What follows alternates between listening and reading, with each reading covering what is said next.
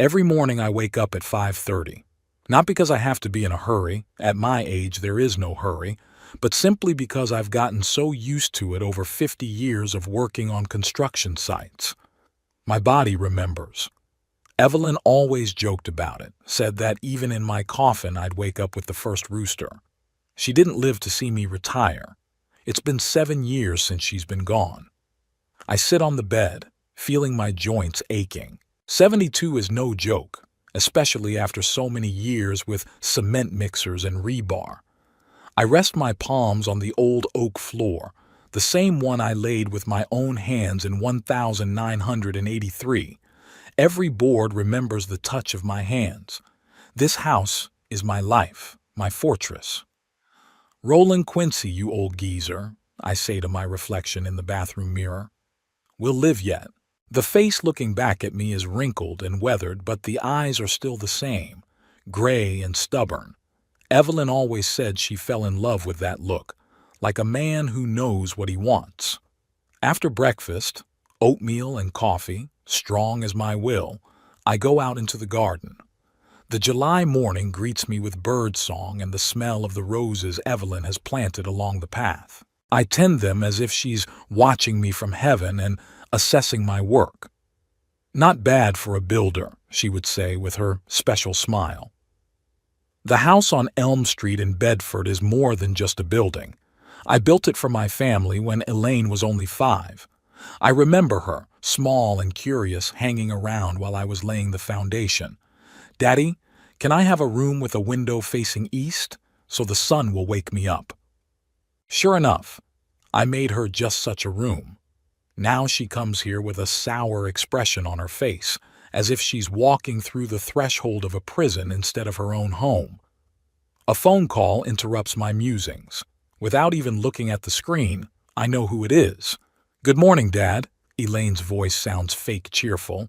"How are you feeling today?" "The usual," I answer dryly. "Alive and well and full of energy. Trenton and I were thinking of coming over this afternoon.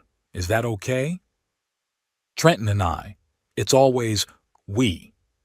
Ever since my daughter married that realtor with the shark smile, she's been a part of him. Trenton Brooks, real estate salesman and my personal nightmare for the past 5 years. "Come on in," I say. "I'm just warning you, I'm going to object again." There's a pause on the other end of the line. Elaine knows what I mean. For the last 6 months, every visit has been the same. "Dad, this house is too big for you alone. Dad, you'll be taken care of by professionals in a nursing home. Dad, you need to think about the future. We just want to visit you," she finally says. Nothing more. The lie. I hear it in every syllable. In her 46 years, Elaine has never learned how to lie convincingly. At least not to me. "I'll be home at 4, I answer and hang up. I go back to the roses. I trim the dry branches, loosen the soil. This work calms me down, gives me something to think about. When did Elaine change? When did she stop being the girl who asked for a room with an east-facing window? Maybe when she went off to college, or when she met Trenton. Or maybe I was the one who changed after Evelyn died. Evelyn died suddenly. Heart attack. We were going to the lake for the weekend. She was baking her famous blueberry pie. I went out to the garage to get my fishing rods, came back 10 minutes later and she was on the floor. The doctors said there was nothing they could do. Sometimes the heart just stops. After she died, the house seemed huge and empty, but gradually I learned to live alone. I found my rhythm, my joys. Morning newspaper with coffee on the veranda, weekend fishing with Horace, the neighbor across the street, working in the garden, reading the books Evelyn always wanted me to read. I wasn't alone. I was alone with the memory of our life. And then the visits from Elaine and Trenton began. At first, infrequent and almost pleasant. Then more and each time, the same conversation. At 4 o'clock sharp, their silver Lexus parks in front of my house. I watch from the kitchen window as they get out of the car, Elaine in her strict insurance agent suit and Trenton in his ironed shirt and that perpetual smile of his that makes my teeth chatter. "Daddy!" Elaine hugs me, and I smell her perfume. Too sweet, not at all like the light lavender scent Evelyn used to use. You look tired. Been working in the garden, I answer, shaking Trenton's hand. His palm is soft and cool like a man who's never held anything heavier than a pen. Roland, he nods at me. It's a beautiful day today, isn't it? And your house is in perfect condition, as always. Your house. He always says it like he's appraising real estate. Well, he is. We're sitting on the veranda with the lemonade I made ahead of time. Elaine talks about work, about the new company policy, about how she doesn't have enough time for herself. Trenton inserts remarks about the Bedford real estate market, how prices are rising in our neighborhood. I listen half listening, waiting for the moment when they get to the real purpose of the visit. It comes when Elaine accidentally drops, "By the way, Dad, did you know that the Peterson house on the next street over sold for $800,000? It's smaller than yours, and the lot isn't as nice." Really? I pretend to be surprised, although I know the price of every house in the neighborhood. A good neighborhood always sells. That's right. Trenton picks up on it and his eyes light up. And with your house, Roland, with that history, with your lot, I'd value it at least $1 million. If I was going to sell it, I cut him off. But I'm not. Elaine sighs as if she's dealing with a stubborn child. Dad, we talked about this.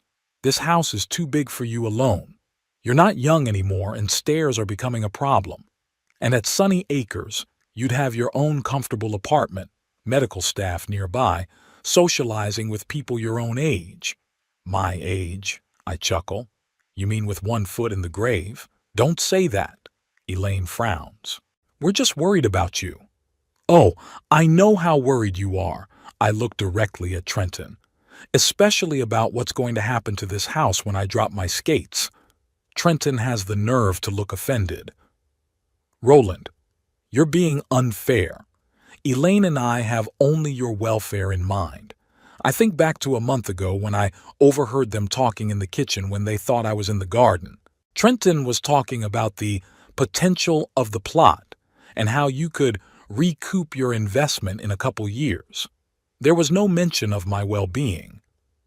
Look, Dad, Elaine takes my hand, and I feel how cold her fingers are. We've arranged for Dr. Harris to come to see you tomorrow, just for a routine checkup. What doctor? I release my hand. I have my own doctor, and I saw him 2 weeks ago.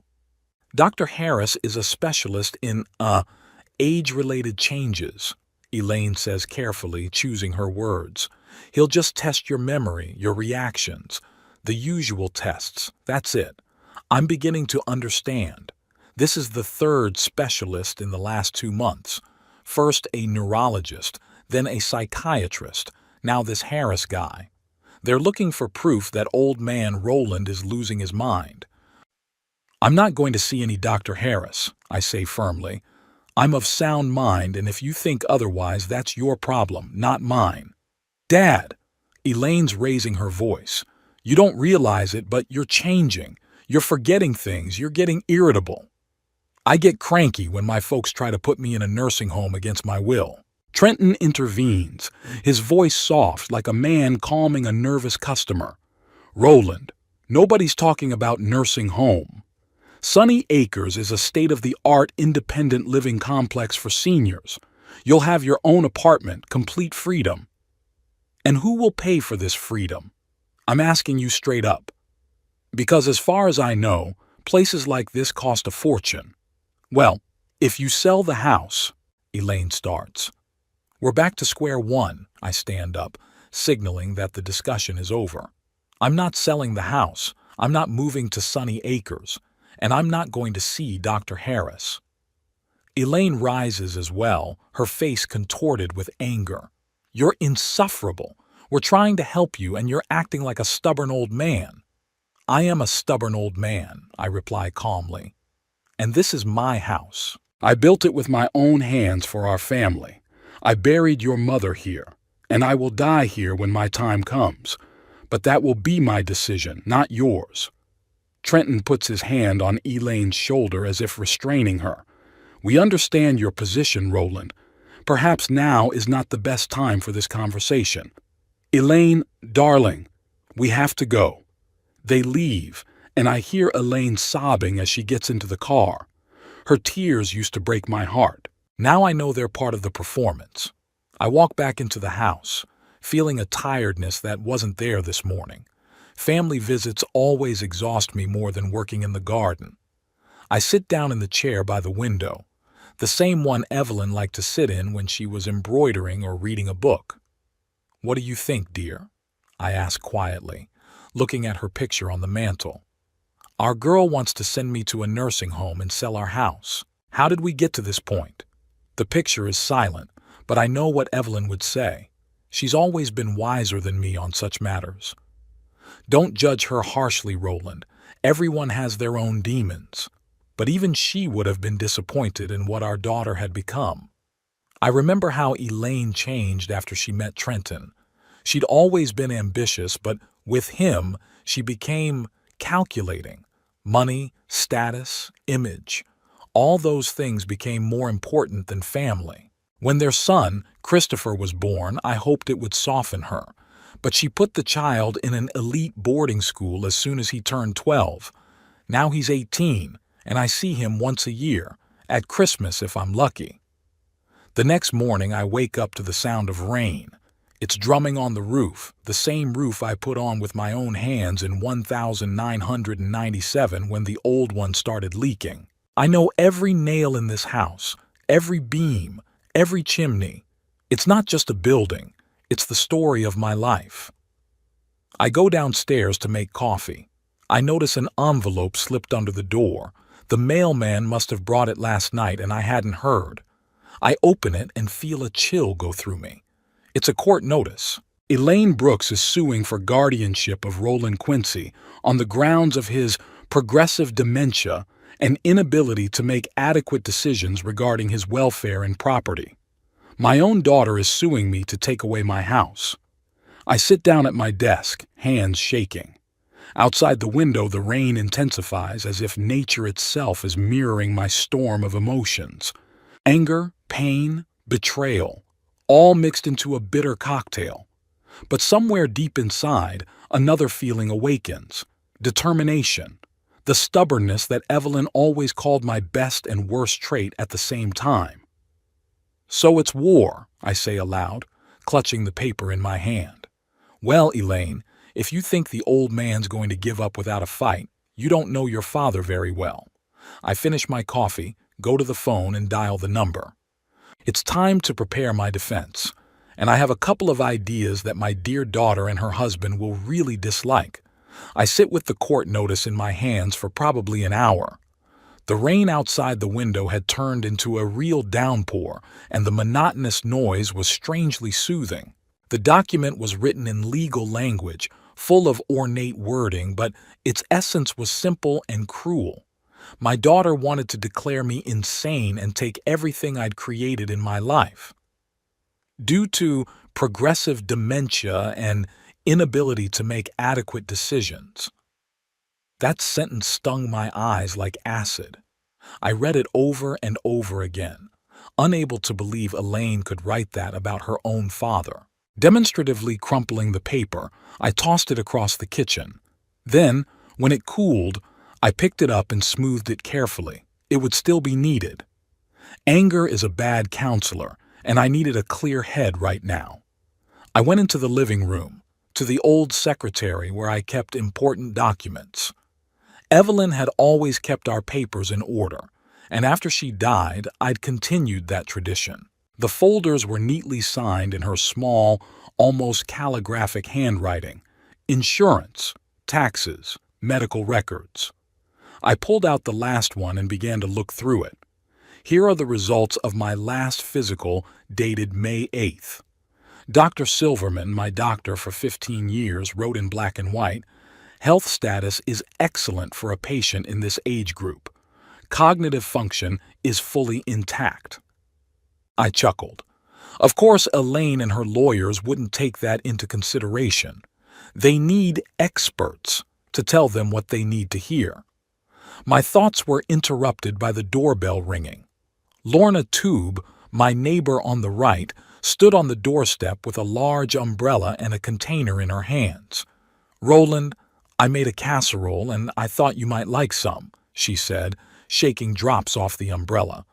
"In this weather, you want something homemade." Lorna, a thin woman of 68 with short-cropped gray hair and shrewd blue eyes, was a widow like me. Her husband, Howard, had died of cancer the year before Evelyn. Our wives were friends, often going to book club together. After their deaths, Lorna and I supported each other not romantically but just neighborly, humanly. She was a teacher of English literature at Bedford High School until she retired 3 years ago. Sharp wit and directness is what I've always liked about Lorna. "Come on in." I stepped aside to let her in. "I wanted to talk to you." As Lorna settled in the kitchen, heating a casserole and making tea, I told her about Elaine and Trenton's visit, about the strange doctors, and finally about the court notice. "Oh my God, Roland!" Lorna placed a plate of steaming casserole in front of me. "I always thought Elaine was spoiled, but this is out of line." "They want my house," I said, pushing the food aside. I had no appetite. "It's simple. Trenton's probably already found a buyer or plans to subdivide the lot and build something here that will make them a profit." Lorna shook her head. "What are you going to do?" "Fight," I answered firmly. "I built this house with my own hands. Their son was born here. Evelyn died here. I'm not going to let them take it away from me and sell it off piecemeal." "You need a good lawyer," Lorna said practically. "I have a friend who knows." "I'll defend myself," I interrupted. "I've spent my whole life solving my own problems, and I'm not going to change my habits now." Lorna raised an eyebrow skeptically. "Roland, this is a court case. The legal intricacies, the procedures." "I can read and study," I replied stubbornly. "Besides, I know my daughter and her husband better than any lawyer, and I have a plan." I told Lorna that I was thinking of recording Elaine and Trenton on a tape recorder when they next discuss their plans for my house. I'm sure they'll rant, especially Trenton, who can't resist bragging about his business plans. "Did you know that records like that aren't always admissible in court?" Lorna asked. "I know," I nodded, "but it'll be my insurance. And besides, I'm not just going to rely on the tape. I need to prove that I'm sane and can take care of myself." Lorna tapped her fingers on the table thoughtfully. "You need witnesses who can confirm that you lead an active, independent life, people who interact with you regularly and can testify to your mental state." "Will you be my witness?" I asked bluntly. Lorna smiled. "Of course, but I'm not enough on my own. You need more people. Horace from across the street, Betty from the grocery store, the library staff where you borrow books." I nodded. Lorna was right. I needed to prove that I had a normal social life, not just a hermit cooped up, slowly losing my mind. "And," Lorna added, "you need to get an official medical report from an independent specialist, preferably someone with an impeccable reputation, someone the court will trust." "Do you think Elaine bribed those doctors?" I asked, though deep down I knew the answer. Lorna shrugged. "Not necessarily bribed. Maybe she just put their minds in the right place. Said she was worried about your memory, that you sometimes forget things, get irritable. Doctors are people too, Roland. They see what they expect to see." I got up from the table and began to pace the kitchen. A plan was beginning to form in my head. "Okay," I said. "Here's what we're going to do. First, I'll make an appointment with an independent neurologist, preferably in a neighboring town, to rule out any influence from Trenton or Elaine. Second, I'm going to start keeping a journal, writing down everything I do each day to show that I'm living an active life. Third, I'll write down conversations with Elaine and Trenton the next time they come to visit." "Will they come?" Lorna asked. "After they filed the lawsuit?" "Oh, they'll come," I grinned. "They won't miss the opportunity to have another good talk. Elaine will tell me how worried she is about me, how I'll be better off at Sunny Acres. And Trenton won't be able to resist mentioning how much my house is worth. Lorna nodded. You're right. But be careful, Roland. Don't give them any reason to think you suspect anything. I'll be innocent, I promised. I'll tell them I'll think about it, that I'm beginning to realize that the house is really too big for me alone. Are you sure you can play the part? Lorna looked at me skeptically. You're not the greatest actor, Roland. When your house is on the line, you become Al Pacino, I replied. The next day I went into action. I called Harrisville Medical Center, a town 30 miles from Bedford, and made an appointment with Dr. Rayner, a well-known neurologist. Then he bought a new notebook and began keeping a journal, detailing each of his days, from morning exercise to evening reading. Lorna, meanwhile, had compiled a list of potential witnesses, people who saw me regularly and could confirm that I was sane. Horace, my fishing buddy. Betty from the grocery store where I bought groceries 3 times a week. The staff at the library where I borrowed books. Even the delivery guy who brought me parts for home repairs. 3 days after receiving the notice, just as I predicted, Elaine called. Dad? Her voice sounded strained. We need to talk about the documents you received. Yes, I did, I answered, trying to make my voice sound tired and a little confused. I had to admit I was surprised. I didn't think it would come to this. It's for your own good, Elaine said, with that peculiar intonation one uses when talking to small children or old people. Trenton and I are worried about you, about your health, about your safety. Maybe you're right, I said, feigning uncertainty. Maybe the house really is getting too big for me. You know, I've been thinking about that a lot lately. A pause on the other end of the wire. Elaine clearly hadn't expected this reaction. Really? I could hear the disbelief in her voice. Well, I'm glad you're beginning to understand. Why don't Trenton and I come over tonight and talk about it? Sure, I agreed. I'll expect you at 7 o'clock. As I hung up the phone, I smiled. The bait had been taken and the fish had bitten. Now I had to prepare for their visit. I took out a small tape recorder from my desk drawer, which I had bought when I was working on the construction site. I used it to record technical details and errands. I checked the batteries, made a test recording. Everything worked perfectly. In the evening, at exactly 7 o'clock, a familiar silver Lexus pulled up. I tucked the recorder into my shirt pocket and went to open the door. Elaine and Trenton looked like they were on their way to a business meeting, not visiting their father, both of them in smart suits and tight smiles. I invited them into the living room, where I had already prepared tea and cookies, an old habit of Evelyn's, who always welcomed her guests with a treat. So, Dad, Elaine began, sitting down on the edge of the sofa, you said you'd reconsidered your attitude toward the situation. I let out a heavy sigh. Yeah, I guess you and Trenton are right. I'm getting older, and this house, it's full of memories, but maybe it's too big for one person. Trenton stepped forward, his eyes lighting up. Roland, I'm so glad you're finally seeing things realistically. This house is a wonderful asset that can provide you with a comfortable old age. Asset? I asked, as if I didn't understand. What are you talking about, Trenton? Well, the value of the house. Trenton looked a little embarrassed. Considering the location, the size of the lot, the historical value, I'd estimate it's worth at least $1,200,000 in its current condition. And if you invest in renovations and modernization, you could get as much as $1.5 million. Trenton, Elaine shushed him. That's not what we're talking about right now. No, it's interesting, I said, playing along. And what do you propose to do with the house if I move to, what's its, Sunny Acres? Elaine and Trenton exchanged quick glances. Well, the most logical option is to sell it, Trenton said carefully. The proceeds would pay for you to live in the complex and provide for the rest of your life.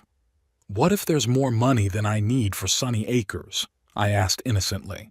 Then the rest would be yours, of course, Elaine said quickly. You can dispose of it however you want.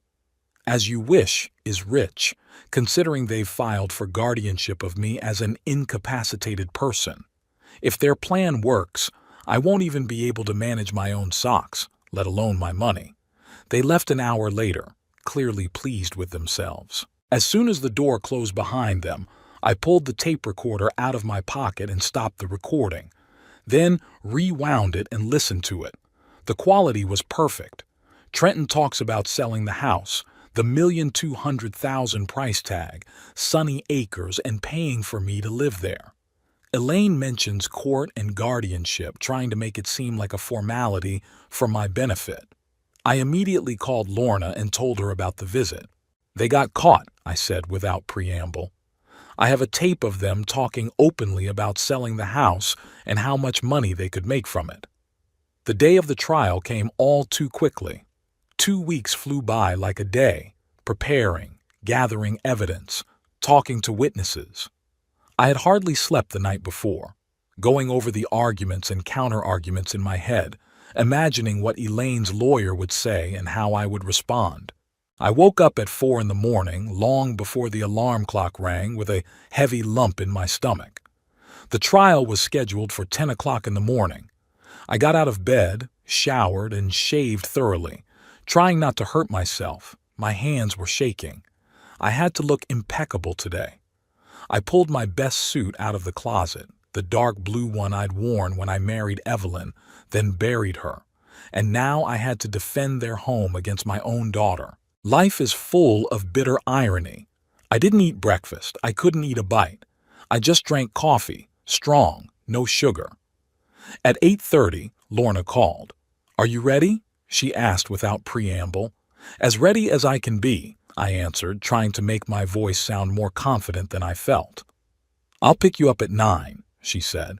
"We'll go to the courthouse together." "Thank you." I was grateful for the support. "I have all the documents with me, and the tape recorder too." "Good," Lorna approved. "And remember, you're not alone. Horace will be there. Betty said she'd be there. And Dr. Rayner confirmed he'd be there. Their support meant more to me than I could put into words. At my age, friends are a rare treasure. Most of my old buddies have passed away or moved to Florida. But the neighbors remain, people with whom I've lived side by side for decades, sharing joys and sorrows. At 9 o'clock sharp, her modest Ford pulled up in front of my house. Lorna was dressed in an austere dark gray suit, the same one she had once worn to teach high school literature. We got into the car in silence and drove toward the courthouse. The Bedford County Courthouse was in the center of town, in an old red brick building. I'd only been here a couple times in my life. Once as a juror many years ago, and another time when I was doing the paperwork on a house. I never thought I'd be here defending my right to remain in my mind and my home. At the entrance to the courtroom, we met Horace, my neighbor and fishing buddy, a stout 70-year-old man with a tanned face and gray mustache. He shook my hand firmly. "Hang in there, old boy. We'll show them that old dogs can still bite." I nodded gratefully. Betty from the grocery store was here too, a full woman in a brightly colored dress, looking out of place in the austere courtroom. She came over and gave me a hug. "Mr. Quincy, we're all for you. No one in this town will believe you're losing your mind. You're the most clear-headed customer in my store." Her enthusiasm made me smile, and then I saw them. Elaine and Trenton walking down the hallway, accompanied by a man in an expensive suit who must have been their lawyer. Elaine looked tense but determined. Trenton, on the other hand, Trenton was simply radiant. He had a smug grin on his face, as if he'd already won the case and was counting the profits from the sale of my house. Our gazes met, and I felt a wave of anger rising inside. Trenton nodded at me as if we were business partners, not adversaries in court. Elaine averted her eyes, unable to meet my gaze. "Don't mind them," Lorna said quietly, taking me under her arm. "They're trying to piss you off. Don't let them get to you." At 10 sharp, we were ushered into the courtroom. It was a small room with wooden benches for the public, tables for the plaintiff and defendant, and a dais where the judge sat a thin woman in her 50s with a penetrating gaze and a stern expression. Judge Ramirez, I learned from the case file. I sat at the defendant's table, Lorna next to me, Elaine, Trenton, and their attorney at the plaintiff's table. The room wasn't full, but it wasn't empty either. In addition to my witnesses, a few other curious Bedford residents had shown up. These cases are always an event in small towns. All rise. Court is now in session. Case number 36, fraction 25, Elaine Brooks versus Roland Quincy, custody, the clerk announced. Judge Ramirez looked around the room, glancing at me, then at Elaine, and nodded. Sit down. Before we begin, I want to be clear. Mr. Quincy, are you sure you want to represent yourself? You have the right to counsel. Yes, Your Honor, I answered firmly. I am capable of defending myself. In fact, that's one of the issues we're here to discuss today, my ability to make decisions. Judge Ramirez raised an eyebrow slightly but nodded. Good. Let's proceed. Mr. Foster, she turned to Elaine's attorney, you represent the plaintiff. State your position. Attorney Foster rose, a tall, slender man with prematurely graying temples and the confident movements of a man accustomed to public speaking. Your Honor, he began in a sonorous voice, my client, Elaine Brooks, is petitioning the court for guardianship of her father, Roland Quincy, due to his progressive dementia and inability to make adequate decisions regarding his welfare and property. He paused, letting the words progressive dementia hang in the air like a poisonous fog. I gritted my teeth but remained silent. Mrs. Brooks watches with deep sorrow as her father, once a strong and independent man, gradually loses touch with reality. He forgets important things, becomes irritable, and refuses necessary medical attention. Most disturbingly, he stubbornly refuses to move to a specialized facility where he could receive proper care, preferring to be alone in a large house that is becoming increasingly dangerous to him. Foster spoke smoothly, with rehearsed pauses and intonation. I almost admired his skill, if I didn't know that every word was a lie. We will present the court with medical reports from 3 independent specialists who confirm Mr. Quincy's diagnosis. We will also call witnesses who will describe the defendant's increasing memory and behavioral problems. Mrs. Brooks acts solely out of love and concern for her father. She wants to ensure his safety and quality care during the last years of his life. That last sentence hit me particularly hard. In the last years of his life, as if I already had one foot in the grave.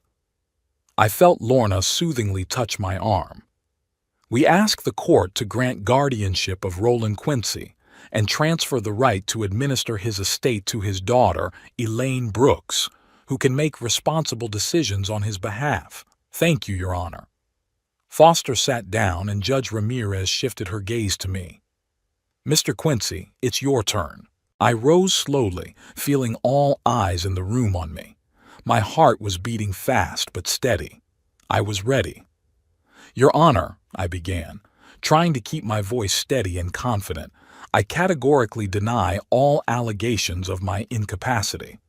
I am 72 years old and in perfect health, both physically and mentally. I built the house in which I live with my own hands, and I continue to keep it in excellent condition. I have an active social life, do my own shopping, cooking, gardening, reading, socializing with friends. I paused, looking directly at Elaine. She lowered her eyes. My daughter and her husband have been constantly insisting for the past year that I sell the house and move into a nursing home, under the pretense of being concerned about my health. When I refused, they started looking for ways to declare me incompetent. I will present to the court a medical report from a respected neurologist, Dr. Rayner, who after a thorough examination found no signs of dementia or other cognitive impairment in me. I will also present witnesses who will attest that I lead a full, independent life. I paused to catch my breath. The room was quiet. Everyone was listening intently. Finally, I have an audio recording of a conversation with my daughter and son-in-law where they openly discuss their plans to sell my house after gaining custody of me. The true purpose of this lawsuit is not a concern for my welfare, but a desire to dispose of my property. I ask the court to dismiss the lawsuit as frivolous and leave me alone in my own home. Thank you, Your Honor. I sat down, feeling slightly dizzy from the exertion. Lorna squeezed my hand under the table approvingly. Judge Ramirez nodded. Good. Mr. Foster, call your first witness. Calling Elaine Brooks, the lawyer announced. Elaine rose and walked to the witness stand. After being sworn in, she sat down, nervously clasping her hands in her lap. I had never seen her so tense. Mrs. Brooks, Foster began in a soft, accommodating tone, tell the court when you first noticed the change in your father's behavior. Elaine cleared her throat. It started about a year ago, after the anniversary of Mom's death. Dad had always been strong, independent, but after that day he became different, forgetful, irritable. One day I arrived at his place and found he'd forgotten to turn off the stove. Another time he couldn't remember where he'd put his keys and accused me of hiding them. How often do you visit your father? Foster continued. Once a week, sometimes more, Elaine replied. My husband and I are very concerned about him. It's a big house. There are so many stairs, so many opportunities for accidents, and Dad's getting less and less attentive. We suggested that he move to Sunny Acres, a wonderful senior independent living complex where he would be taken care of. But he just refuses to even discuss it. Why do you think your father is so adamant about refusing to move? Elaine sighed, and tears appeared in her eyes so skillful that I almost believed them to be genuine. He can't let go of the past. This house is the last link he has to his mom. I understand his feelings, I really do, but his safety and health are more important than sentimental attachments. Have you consulted with any doctors about your father's condition? Yes, 3 different specialists, Elaine nodded. They all confirmed that Dad has the early stages of dementia. They recommended constant supervision and care, which I can't provide if I live alone. So, a specialized facility is the best option. One last question, Mrs. Brooks. What do you plan to do with your father's home if the court grants custody? Elaine seemed prepared for that question. We plan to sell the house to pay for Dad's stay at Sunny Acres. It's an expensive facility, but it will give him the best care possible. The balance will be used solely for his benefit, perhaps to pay for additional medical services or for his personal needs. Thank you, Mrs. Brooks. Foster nodded, satisfied. I have no further questions. Judge Ramirez turned to me. Mr. Quincy, would you like to ask questions of the witness?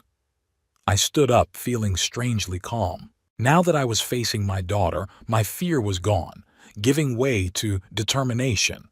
Yes, Your Honor. I stepped closer to the witness stand. Elaine, you said you visit me once a week. When was the last time you visited me before this lawsuit was filed? Elaine hesitated.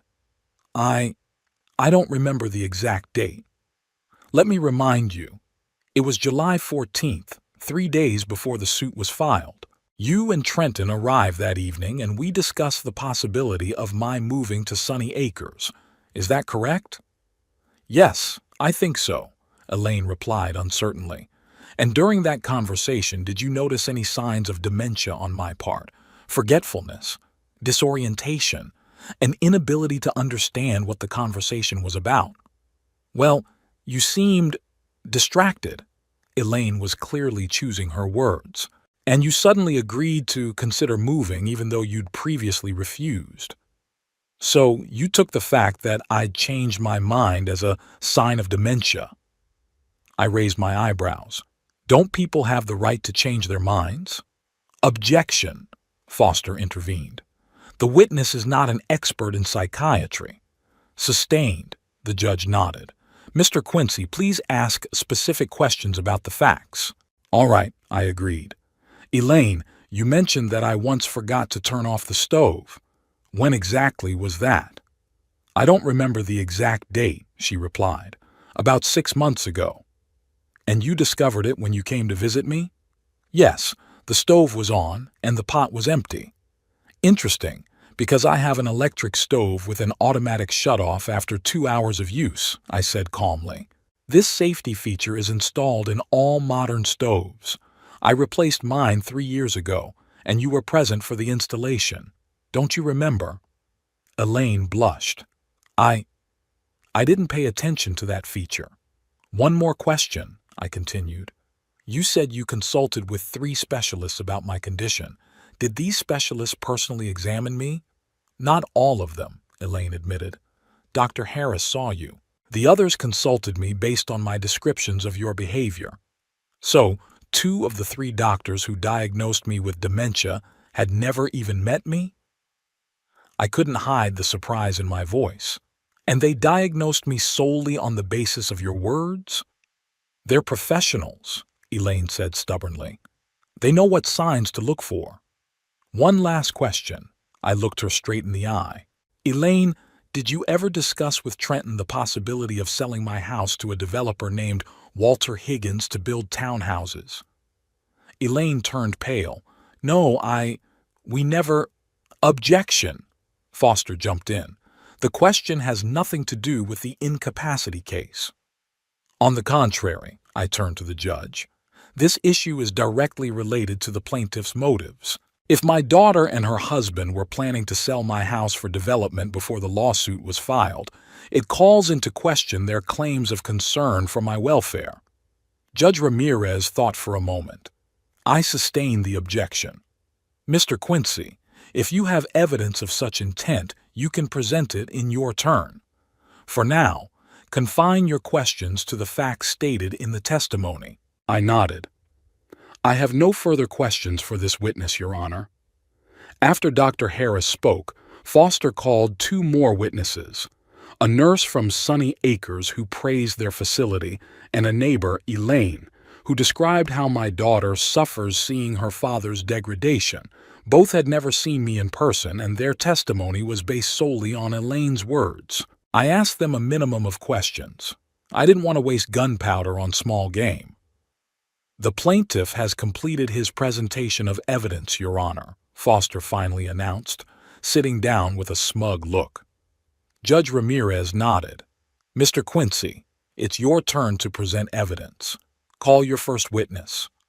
I stood up, feeling my heart pounding in my chest. Thank you, Your Honor.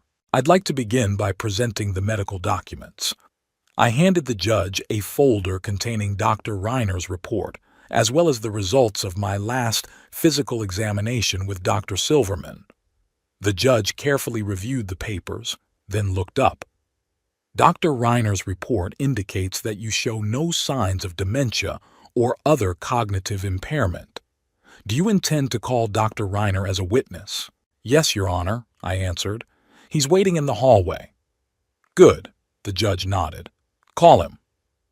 Dr. Reiner entered the room, a tall, gray-haired man of about 65 with a neat beard and intelligent eyes behind thin-rimmed glasses. He looked exactly the way a leading neurologist should look, credible and competent. After being sworn in, I asked him a few questions about his experience, qualifications, and what tests he performed to evaluate my condition. Dr. Reiner described 3 hours of tests, including the MMSE, a clock drawing test, a memory and attention test, and other standard procedures. And what were the results of these tests, Dr. Reiner? I asked. You performed above average for your age group on all parameters, Dr. Reiner replied confidently. I found no signs of dementia or other cognitive impairment. Your memory, attention, logical thinking, and spatial perception are all in excellent condition. Based on your professional experience, Dr. Reiner, do you consider me capable of making independent decisions about my property and health? Absolutely, Dr. Reiner answered without hesitation. You are fully capable and, in my opinion, will remain so for the foreseeable future.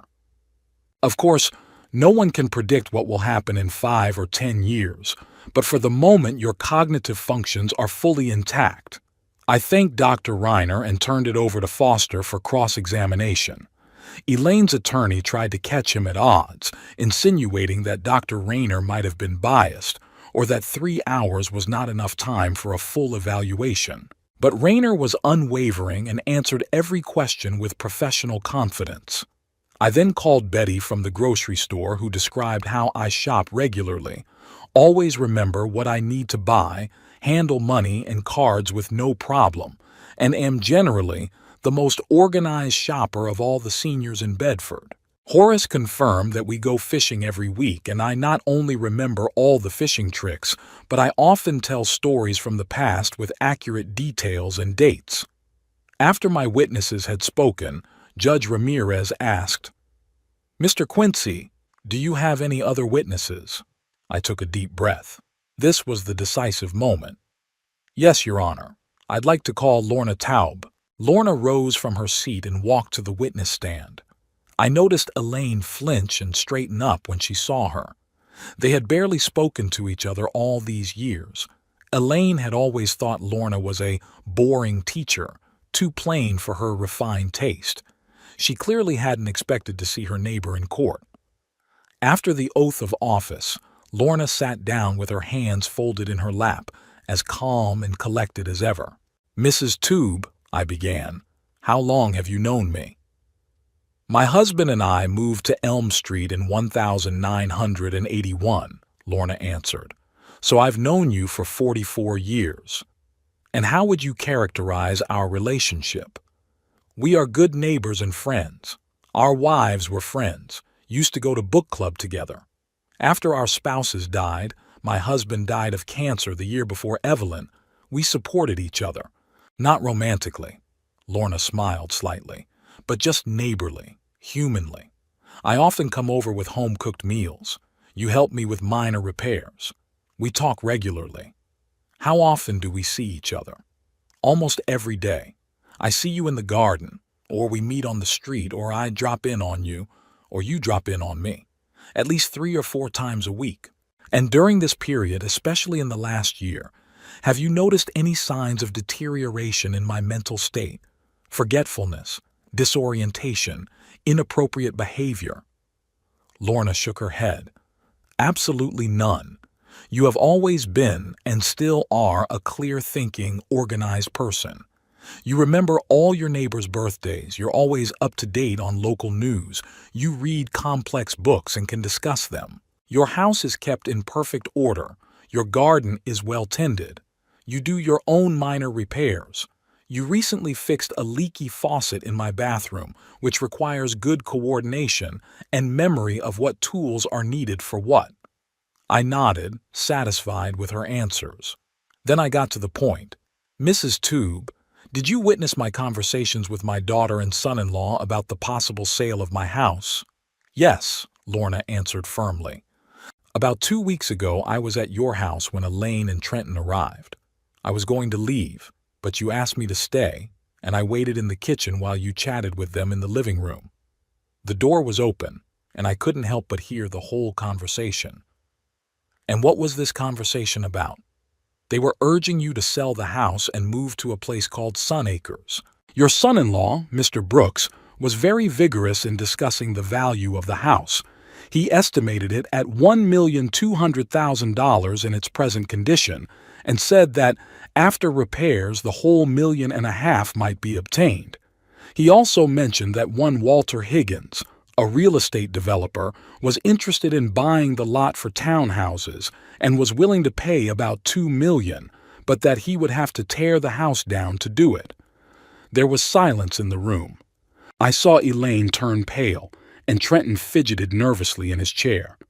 "Besides," Lorna continued, "Mr. Brooks mentioned that Sunny Acres costs about $200,000 down payment and then $5,000 a month. Even if Mr. Quincy lives another 20 years, the complex will cost a little over $1 million, the rest of the money from the sale of the house. No specifics have been given as to its fate." "Objection!" Foster jumped up. "This is all speculation and rumors. We have no evidence that such a conversation actually took place. I calmly pulled a tape recorder from my inside jacket pocket. We have proof, Your Honor. I recorded the conversation. Your Honor, that recording was made without the consent of the participants and cannot be admitted into evidence. Judge Ramirez looked thoughtfully at the recorder. In our state, it is permissible for a conversation to be recorded by one of the participants without notice to the other parties. Mr. Quincy was a party to the conversation and had the right to record it. I am admitting this recording into evidence. I turned on the tape recorder, and the voices of Elaine and Trenton filled the courtroom. Trenton's words about 2 million, maybe 2.25 million, and the need to tear the house down were particularly clear. When the tape ended, there was dead silence in the courtroom. Mrs. Tube, I continued, do you confirm that the tape you just listened to corresponds to the conversation you heard? Yes, it's the same conversation, Lorna nodded. Word for word. I thanked Lorna and invited Foster to ask her questions. Elaine's lawyer looked confused and asked only a few formal questions about how long Lorna had known me and whether she might have misinterpreted the conversation. Lorna answered confidently, not giving in to his attempts to confuse her. After Lorna returned to her seat, Judge Ramirez asked, Mr. Quincy, do you have any other witnesses or evidence? No, Your Honor, I answered. The defense has completed its presentation of evidence. The judge nodded. In that case, we will move on to closing statements. Mr. Foster, you first. Foster stood up, looking less confident than he had at the beginning of the hearing. Your Honor, despite the evidence presented by the defendant, we still believe that it is in Roland Quincy's best interest to have custody of him. Yes, his condition may not be as serious at this point as we have suggested, but dementia is a progressive disease, and the symptoms will increase. My client is acting out of genuine concern for her father, and if there is a disagreement about the future of the home, it can be resolved in a discussion after guardianship has been established. His speech sounded unconvincing even to himself. When it was my turn, I stood up and looked directly at the judge. Your Honor, I think the facts speak for themselves. I am fully competent, as confirmed by a reputable specialist and numerous witnesses. The only reason my daughter and her husband filed this lawsuit is to gain control of my house and sell it for their own profit. This is not caring, but self-interest. I am asking the court to dismiss the lawsuit and allow me to continue to live in the home I built with my own hands as long as I am able to take care of myself. And if sometime in the future I do lose my decision-making ability, let an independent medical panel, not concerned relatives, determine that. Judge Ramirez nodded. Thank you, Mr. Quincy. The court will retire for a decision. She left the room and there was a tense silence. I sat motionless, staring straight ahead, feeling Elaine and Trenton's eyes on me, but not turning toward them. Lorna quietly placed her hand on my shoulder for support. The judge was back in just 15 minutes, unexpectedly fast for a case like this. That could have been a good or bad sign. On your feet. Court is in session, announced the clerk. Judge Ramirez sat down and looked around the room. In the case of Elaine Brooks v. Roland Quincy for custody, having reviewed all the evidence presented and heard the witnesses, the court comes to the following decision. She paused, and I felt my heart freeze for a moment. The court dismisses the guardianship action as frivolous. The defendant, Roland Quincy, is found to have full legal capacity and retains all rights to independently manage his property and make decisions regarding his health and welfare. I exhaled, feeling like a huge weight had been lifted off my shoulders. Lorna squeezed my hand tightly. Moreover, Judge Ramirez continued, her voice sterner, the court is extremely concerned about the apparent conflict of interest in the plaintiff's actions. The audio recording presented clearly demonstrates that the real purpose of the lawsuit was not the welfare of the defendant, but to gain control of his property for the purpose of selling it. She turned to Elaine and Trenton, and her gaze was cold. The court strongly recommends that the plaintiff reconsider her attitude toward parental property and respect the defendant's right to make her own decisions. This court is adjourned. The judge banged her gavel, and the tension in the room was broken by a murmur of voices. Betty ran up and hugged me. Horace shook my hand firmly. I turned to Lorna. "Thank you. I couldn't have done it without you." "Nonsense," she said with a smile. "You'd have done fine on your own. I just helped a little." At that moment I felt a presence behind me and turned around. Elaine was standing a few feet away from me, pale and tense. Trenton and Foster had already left the room, but she remained.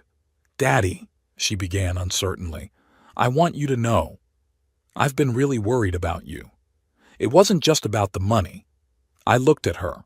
My only daughter, the one I'd once carried in my arms, the one I'd read bedtime stories to, the one I'd taught to ride a bike. And I didn't see her as the little girl who asked for a room with a window to the east. I saw a stranger. "Elaine," I said quietly but firmly, "I heard the tape. I heard you and Trenton discussing the demolition of my house before you even filed the lawsuit. Don't insult me with lies about caring." "It's not that simple." She nervously rubbed the strap of her purse. "Yes, Trenton talked about selling, but I really thought you'd be better off at Sunny Acres. This house is too big, too much work." "The house is my life," I interrupted her. "I built it for our family, for you, Elaine, and the fact that you tried to take it away from me by declaring me crazy." I shook my head. "I don't know if I'll ever be able to forgive that." Tears appeared in Elaine's eyes, this time, maybe real ones. "What now?" she asked. "You're not going to socialize with me?" I sighed. "I don't know, Elaine. I need some time. And I think you do too. Maybe one day we can have a real conversation without lies and manipulation, but not now." She opened her mouth to say something but changed her mind. She nodded, turned, and walked quickly out of the courtroom, leaving me with Lorna and the other friends. "Let's go home, Roland," Lorna said softly, taking me under her arm. "You deserve a vacation after all this." We walked out of the courthouse into the sunny day. I took a deep breath of fresh air, feeling a strange mixture of triumph and bitterness. I had won the battle for my home, but I may have finally lost my daughter. Although, to be honest, I wasn't sure I still had a daughter to lose. I lost the real Elaine years ago. "What are you going to do now?" Lorna asked as we got into her car. "Live," I answered simply. "Continue living in my house, tending to Evelyn's roses, reading books, going fishing with Horace. Do the things I've always done." "Sounds like a good plan," Lorna smiled. I nodded, looking out the window at the familiar streets of Bedford. My town, my home, my life. No one had the right to take that away from me, not even my own daughter. And I was prepared to defend my independence to my last breath. I spent the first week after the trial in a strange state. On the one hand, I was filled with a sense of relief and justice. I had defended my home and my dignity. On the other hand, I was deeply saddened by the realization that my daughter was ready to declare me incompetent for money. Every morning I woke up thinking it was just a nightmare, but reality quickly brought me back to the bitter truth. Lorna stopped by daily, bringing home cooked meals, helping me sort through paperwork after court, just sitting next to me when I didn't want to talk. Her silent support meant more to me than all the words of comfort. "You mustn't blame yourself, Roland," she said one evening as we drank tea on the veranda. "You have done nothing wrong." "I know," I replied, looking at the roses that were beginning to fade as fall approached. "But I can't help thinking, where did I go wrong in my upbringing? How did Elaine grow up to be so calculating? Evelyn was the most selfless person I knew, and I never taught my daughter to put money before family." Lorna shook her head. "Children don't always turn out the way we want them to. Sometimes outside influences are stronger than parental example. Maybe it's her husband, her environment, the values she's adopted in her world of real estate and status." I nodded, But the answer brought me no comfort. Elaine didn't call or visit. Not that I was looking forward to it. Our conversation in court had set the stage, but it still hurt. 72 years of life, and I ended up alone in a big house with memories and roses that would soon go to bed until next summer. On the 10th day after the trial, Edward, my youngest son, called. We hadn't been particularly close since he moved to the West Coast 20 years ago. He called at Christmas and birthdays and occasionally sent pictures of his family, but our relationship remained politely distant. Unlike Elaine, he never tried to get anything from me, just lived his life away from Bedford. "Dad," his voice sounded concerned, "I just found out about the trial. Why didn't you call me?" "What would it have changed, Eddie?" I asked, using his childhood nickname that he had long since outgrown. "You're 3,000 miles away with your job and your family. I made it on my own. I could have come." I could hear the resentment in his voice. "I could have supported you. It's over now," I said tiredly. "The court ruled in my favor. I'm still in my own house and in my own mind despite your sister's efforts." There was a pause, and I could hear Edward breathing heavily on the other end of the line. "I talked to Elaine," he said finally. "She claims that she was really worried about you, that the house is too big for one, and that you're getting harder as you get older." I grinned bitterly. "And you believed her?" "I don't know who to believe," Edward answered honestly. "You're both my family. But I know that Elaine has always been ambitious and practical, and this Trenton guy, I never liked him." "I have a tape of their conversation," I said, "where they openly discuss selling my house to a developer and demolishing the building to build townhouses. All of this is before I filed for a declaration of incompetency. If you want, I can send you a copy." "No," Edward answered quickly. "I believe you, and I'm sorry it's come to this." We talked some more about his work, about the kids, about the weather in Bedford and San Diego. The conversation flowed awkwardly, as if we both didn't know what to say after so many years of polite estrangement. "Dad, there's something else," Edward said before he said goodbye. "Daniel wants to talk to you. Daniel is my grandson, Edward's son, whom I've only seen a few times in my life. The last time was 3 years ago, when they went to Evelyn's funeral. He'd been 15 then, a skinny, taciturn teenager with intelligent eyes that looked so much like his grandmother's." "Of course," I agreed, surprised by this turn of events. "Grandpa?" Daniel's voice sounded deeper than I remembered, with a slight huskiness. "It's me, Daniel." "Hello, grandson," I said, trying to imagine what he looked like now at 18. "How are you doing?" "I'm fine," he replied. "I went to college, architecture school. I started this semester." "Congratulations," I said sincerely. "Evelyn would be very proud. She always said you had a talent for drawing." "I remember," he said, a warm note in his voice. "She used to show me her watercolors when we visited. Grandpa, I heard about what happened to Aunt Elaine. It's terrible." "Yeah, not the nicest family moment," I replied dryly. "Grandpa, I was wondering." Daniel paused as if gathering his wits. "Remember when you showed me how you designed your house? The blueprints, the calculations, all those details. It partly inspired me to choose architecture." I was touched. When they came to the funeral, I did show Daniel my old blueprints, just to fill a heavy pause, not expecting it to impress him. "I'm glad you're interested," I said. "Grandpa, I got into Harrisville University," Daniel continued. "It's only 30 miles from Bedford." I straightened in my chair in surprise. "Harrisville? But I thought you were going to go somewhere on the West Coast, closer to your parents." "Harrisville University has one of the best architecture programs on the East Coast," Daniel explained. I thought it would be a chance to get to know you better. I'm living in the dorms now, but—" He paused again. "Grandpa, I was wondering if I could move in with you. It's expensive to rent a room on campus, but commuting from Bedford to Harrisville is doable.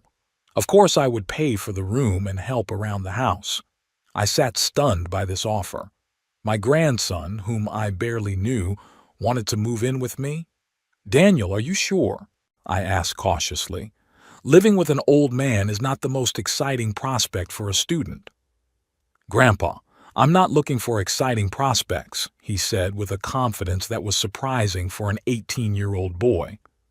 I want to study architecture and get to know the man who built the house with his own hands. I want to know my family, my roots. Besides, he laughed awkwardly, I'm not a big fan of loud parties and all that college craziness. I felt tears come to my eyes, the first since the trial. Your room will be ready when you decide to come, I said, trying to keep my voice steady. The one with the window facing east. Thank you, Grandpa. Daniel's voice sounded happy. I'll come over next Friday if it's convenient for you. I don't have much stuff. After the conversation, I sat in the living room for a long time looking at the pictures of the family on the mantelpiece. Evelyn with baby Elaine in her arms, Edward at the prom, a family portrait taken when the kids were still teenagers. So much water had passed since then. I decided to clean up Daniel's room, Elaine's former room, the one with the east-facing window. It had been empty for years, a storage space for things I hadn't known where to put since Evelyn's death. It was time to clean it up. I spent the next few days sorting through old boxes, dusting, refreshing the room. Lorna helped me with the heavy furniture and curtains. You look younger, Roland, she said as we hung the new curtains. There's a sort of liveliness. I guess I'm just glad to have someone alive in the house again, I replied with a smile. I didn't think I'd live to see the day when I'd be looking forward to having a young neighbor. That's good, Lorna nodded. A house shouldn't just be a museum of memories. It should have life flowing through it.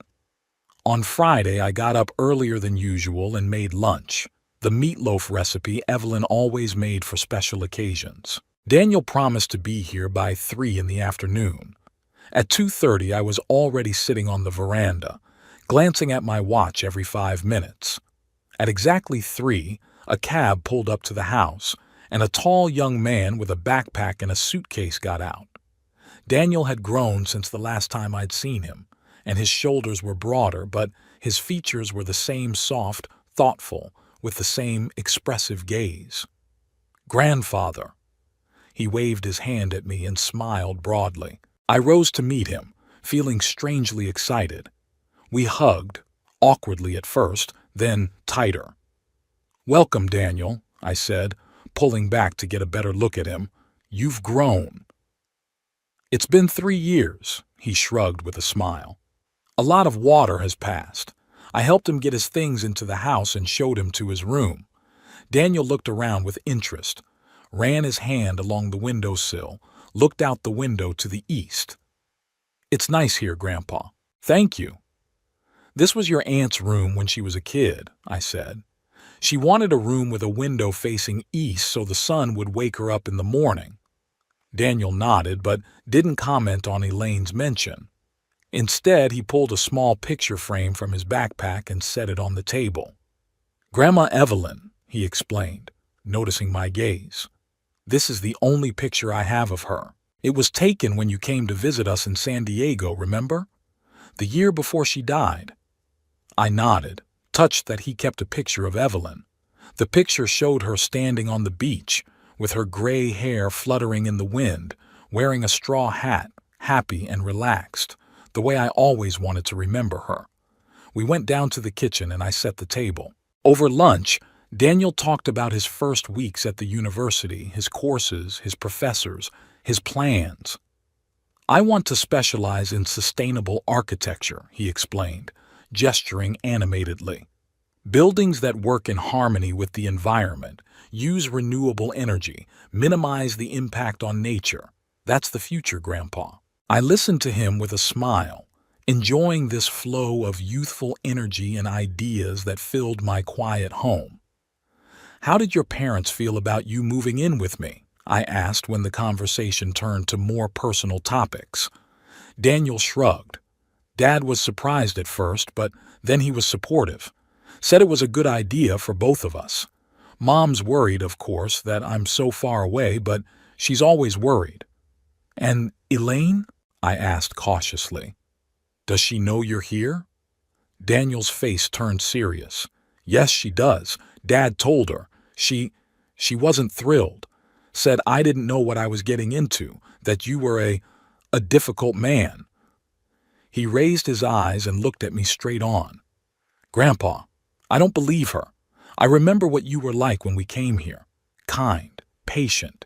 You showed me how to fix old clocks, taught me how to hammer nails. Aunt Elaine was always, different.